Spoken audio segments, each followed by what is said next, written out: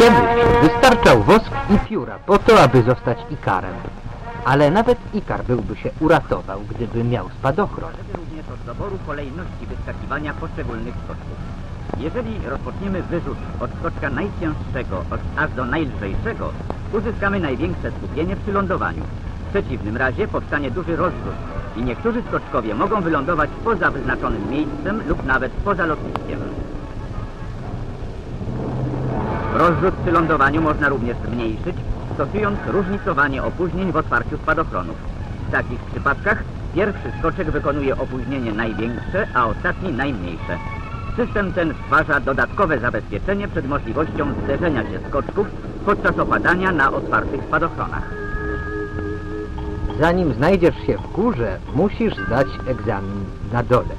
Przyszli piloci przechodzą przez gęste sito w Wojskowym Instytucie Medycyny Lotniczej. Opinia dziesiątków specjalistów decyduje o losach i przydatności przyszłych pilotów.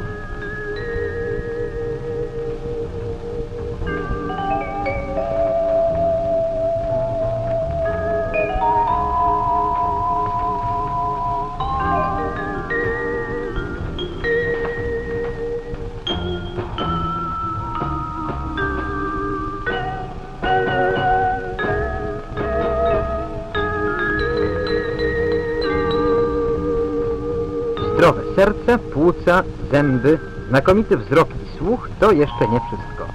Potrzebne są także predyspozycje psychiczne, błyskawiczny refleks, umiejętność koncentracji, bezbłędność i szybkość podejmowania decyzji.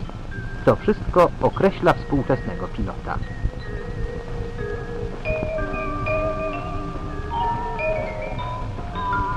Próby są trudne. Tak właśnie bada się reakcję błędnika. Zwykłemu śmiertelnikowi wydawać się może, że to gabinet tortur. No oczywiście dla badanego przyjemne to nie jest, ale latanie też nie jest łatwe.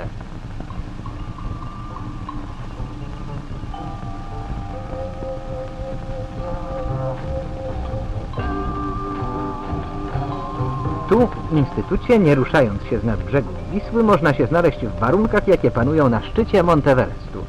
Służy do tego komora niskich ciśnień. Pod hermetyczną kopułą człowiek czuje się tak, jak u progu stratosfery.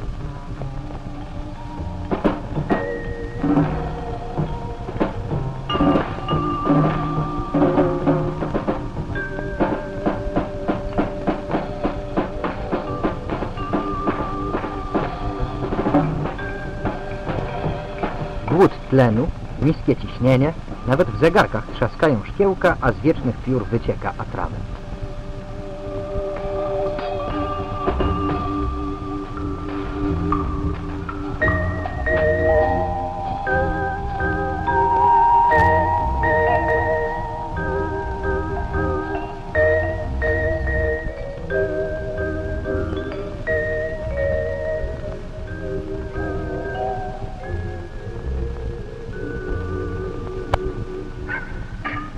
A z komory na karuzelę.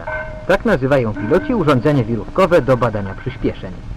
Tu można delikwentowi załadować przyspieszenie 6- lub 7-krotnie większe od panującego na powierzchni Ziemi. Z takim samym spotykają się kosmonauci w momencie startu na orbitę.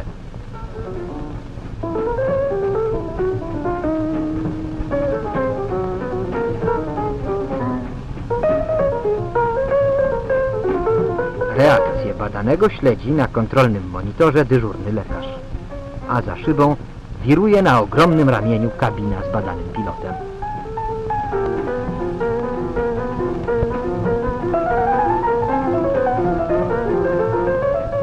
Z instytutu droga prowadzi do słynnej dęblińskiej szkoły Orlon. Tu podchorążowie też nie mają zbyt łatwego życia.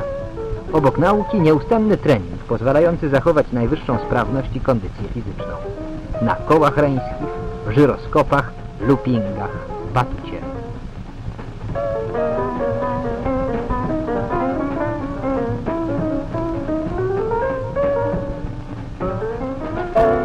Z sali gimnastycznej na wykłady, do pracowni, na ćwiczenia. Nawiązująca do wieloletnich tradycji polskich skrzydeł Wyższa Oficerska Szkoła Lotnicza w Dęblinie imienia Janka Krasickiego od 25 już lat wychowuje nowe pokolenia polskich pilotów. Dzisiaj koledzy porucznika Ikara odbywają pozorowane loty bez odrywania się od ziemi. Aparatura śledzi każdy ich ruch, wykrywa każdy błąd.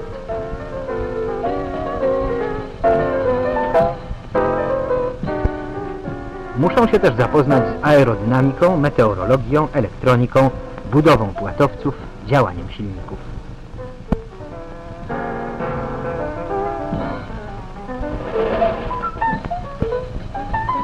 Muszą poznać dziesiątki innych, nie mniej skomplikowanych zagadnień, które w sumie składają się na współczesne lotnictwo.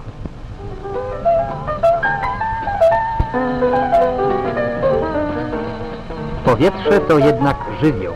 Mimo współczesnej techniki, świetnego przygotowania pilotów, istnieje zawsze margines niebezpieczeństwa.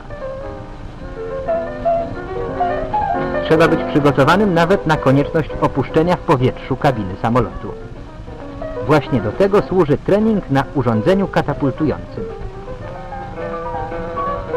Umiejętność latania to jeszcze nie wszystko. Trzeba również umieć spadać. Oczywiście na spadochronie, to też sztuka.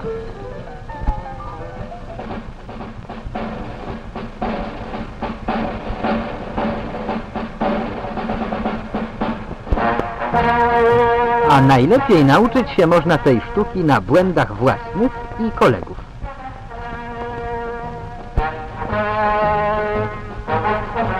Taka jest droga, zanim weźmiesz w ręce stery samolotu. Droga do wysokości, prędkości, przestrzeni.